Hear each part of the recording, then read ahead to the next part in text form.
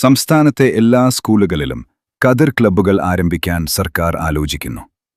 വിദ്യാർത്ഥികളിൽ കാർഷിക സംസ്കാരം വളർത്തുകയും കൃഷിയെക്കുറിച്ചുള്ള അവബോധം വർദ്ധിപ്പിക്കുകയുമാണ് പദ്ധതിയുടെ പ്രധാന ലക്ഷ്യം.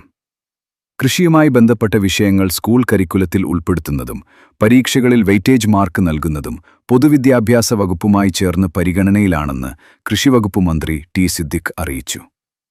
തിരുവനന്തപുരത്ത് state agricultural management and extension training institute സമേതിയിൽ വെച്ച് ഫീൽഡ് ലെവൽ ഓഫീസർമാരുടെ പ്രത്യേക അവലോകന യോഗത്തിലാണ് മന്ത്രി ഇക്കാര്യം വ്യക്തമാക്കിയത്. ഇനി മന്ത്രിയുടെ വാക്കുകളിലേക്ക്. ബഡ്ജറ്റ് ഇന്നലെ അവതരിപ്പിച്ചു. ബഡ്ജറ്റിന്റെ സ്ട്രീംലൈൻ പ്രവർത്തനങ്ങൾ സമയബന്ധിതമായി മുന്നോട്ട് കൊണ്ടുപോയി അവസാനത്തേക്ക് വെക്കാതെ തന്നെ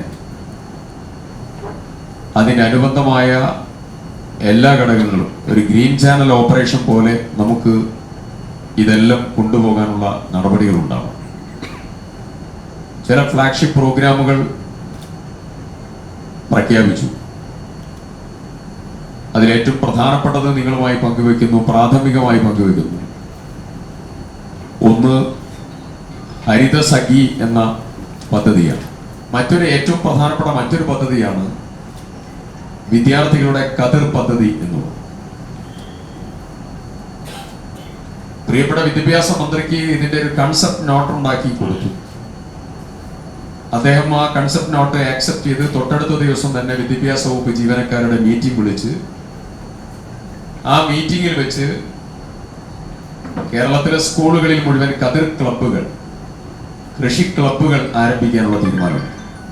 നമ്മൾ കരിക്കുലത്തിൽ കൃഷിയുടെ ഭാഗം, കുട്ടികൾക്കുള്ള പരീക്ഷകളിലെ വെയിറ്റേജ് മാർക്ക് ഉൾപ്പെടെ പല കാര്യങ്ങളും ഇതുമായി ബന്ധപ്പെട്ടുകൊണ്ട് പറഞ്ഞിട്ടുണ്ട്. നാട്ടിലെ പ്രധാനപ്പെട്ട കർഷകരും PTA അംഗങ്ങളും ഉൾപ്പെടെയുള്ള ഒരു ടീം അതിൻ്റെ കൂടെയുണ്ട്. അത് കുട്ടികൾക്കുള്ളതായിരിക്കുന്ന കൃഷിസ്ഥലം കണ്ടെത്താനും അവർക്കുള്ള സൗകര്യങ്ങൾ ഒരുക്കാനുമാണ്. വിദ്യാർത്ഥികൾക്കുള്ള ട്രെയിനിങ്, വിത്ത്, സംവിധാനങ്ങൾ, കാര്യങ്ങളെല്ലാം ഇതിൻ്റെ ഭാഗമായി ബാക്കപ്പ് ചെയ്യാനുള്ള ക്രമീകരണത്തിന് നേതൃത്വം കൊടുക്കേണ്ടത് നമ്മുടെ ഡിപ്പാർട്ട്മെൻറ്റാണ്.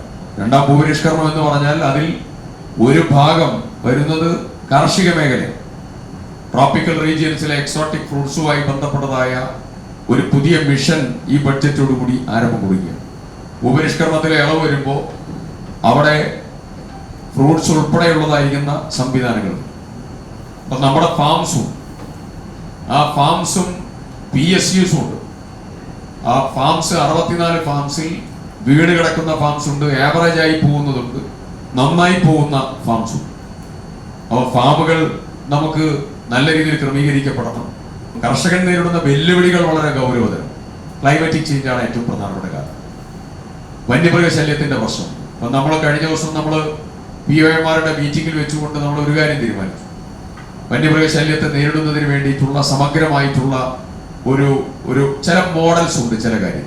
പക്ഷേ ആ മോഡൽ കർഷകരിലേക്ക് കൃത്യമായിട്ട് എത്തിയിട്ടില്ല, വിപണനം ചെയ്യപ്പെട്ടിട്ടില്ല. അത് കൂടുതൽ അതിൻ്റെ അറിവുകൾ പകർന്ന് മറ്റുള്ളവരിലേക്ക് എത്തിയില്ല. അപ്പോൾ ആ മോഡൽ മുഴുവൻ പ്രസന്റ് ചെയ്യാനുള്ള സ്റ്റാർട്ടപ്സിൻ്റെയും നാട്ടറിവിൻ്റെയും ഏറ്റവും പ്രധാനപ്പെട്ട ഒരു കോൺക്ലേവിലേക്ക് നമ്മൾ പോയി അത് കറക്റ്റായി നമ്മൾ കർഷകരിലേക്ക് എത്തിക്കാനുള്ള ഒരു മിഷൻ ഡിപ്പാർട്ട്മെന്റ് ആരംഭിക്കുകയാണ്.